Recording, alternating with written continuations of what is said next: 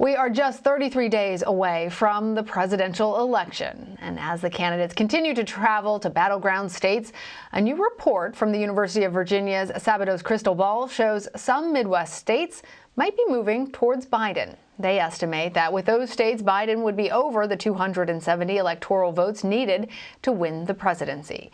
For more on this, I want to bring in Kyle Kondik. He's a managing editor of the Sabato's Crystal Ball newsletter from the University of Virginia Center for Politics.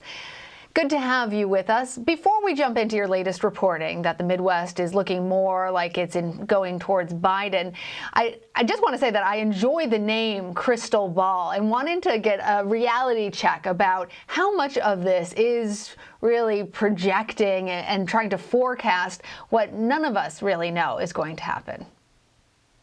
Look, the crystal ball's been around for almost 20 years. It's the namesake of my boss, Larry Sabato, who's been at the University of Virginia for a long time analyzing politics. And I think that Professor Sabato has always intended it to be kind of something fun and also a little tongue-in-cheek in that we have a saying, those who rely on the crystal ball sometimes end up eating ground glass. You know, that these things can be hard to project, but we try to do the best we can.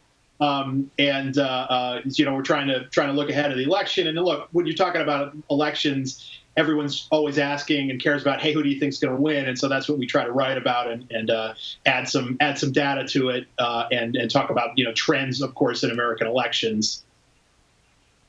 Well, when you are peering into your crystal ball right now, you are certainly seeing, according to your latest reporting, the Midwest moving towards Biden. Tell our viewers a little bit more about why you think this is going to happen and how certain you are of this. If you look at the polls this time versus Hillary Clinton's actual performance in 2016, I think what you see is that the reason that Joe Biden is doing better in the polls than Clinton performed is that he's made significant inroads amongst white voters. And basically, if you split white voters into two groups, white voters who have a four-year degree, that's a group that has been trending Democratic and is going to vote for Biden this time. And then also white voters who don't have a four-year college degree, that's a very Republican group that Donald Trump did great with last time, but Biden is showing some improvement with that group. He's still going to lose that group by a lot, but he's seeing some improvement. And in the Midwest, and also states like Maine and Pennsylvania, those are states that are whiter than the national average. And so it stands to reason that if Biden is doing significantly better than Clinton amongst white voters, well, you would see that perhaps most pronounced in the key swing states of the North. And again, I think that is what you see in the polls, that in the three most crucial states in 2016, which may also be the most crucial states this time, Michigan, Pennsylvania, and Wisconsin, Biden is around 50% generally in polling and doing about 5 or 6 points better than Donald Trump. There aren't that many undecideds. Last time Hillary Clinton had leads in those states, but there were lots of undecideds who I think broke toward Trump at the end. I guess the danger and what gives me a little bit of pause about saying, oh, well, Biden is, for sure going to win or something like that is that I think there were some problems with the polls in 2016 in terms of actually sussing out some of the kind of hardcore Trump vote in the industrial North. And one wonders if that could potentially be happening again and if there's some sort of error with white voters in polls. But I got to say, across all sorts of different polls, different companies, different methods, you see this improvement for Biden amongst white voters. That's interesting.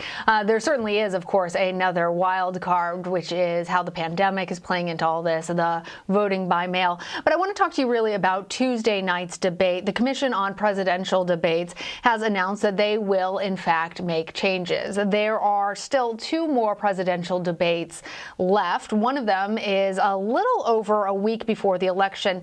Do you think that voters' minds can still be changed at this point? We have spoken before about how almost everybody seems to be decided in this election, and that the question is really about voter turnout. How impactful do you think the debates will be in making a change in the results of the election? There are always these kind of big tentpole events in the American election season on the road to November. And so you've got, the challengers vice presidential pick is one of them. The two-party conventions are more of those kinds of events. And then you've got the debates. I don't think you could look at what we've seen so far in terms of the conventions and the Kamala Harris election for Biden and really say that those really changed the race all that much. And I guess I'd be surprised if we saw that Tuesday night's debate really change much. It's been a very steady election. Biden was, even before Biden was the nominee and back before the pandemic, if you go back to the national polls in late February, early March, Biden was up about 4 or 5 points nationally. Now maybe it's 6 or 7 or 8. That's not that huge of a change. It's a little bit of movement toward Biden. And so I think his position is probably better. I think the president probably has lost a little bit of ground just based on the state of the country and coronavirus. I mean, it's just a difficult year to be running as an incumbent when you've got a year like 2020 that I don't think many of us are going to remember fondly. But at the same time, I don't think you could say that the race changed a whole lot. And even after these big tentpole events, you don't really see the race change. Now, I will say from the president's perspective, he really wants and needs the race to change because, again, he's been consistently behind for months. Well, not according to him, though. All right, Kyle Kondik, thank you. Thank you.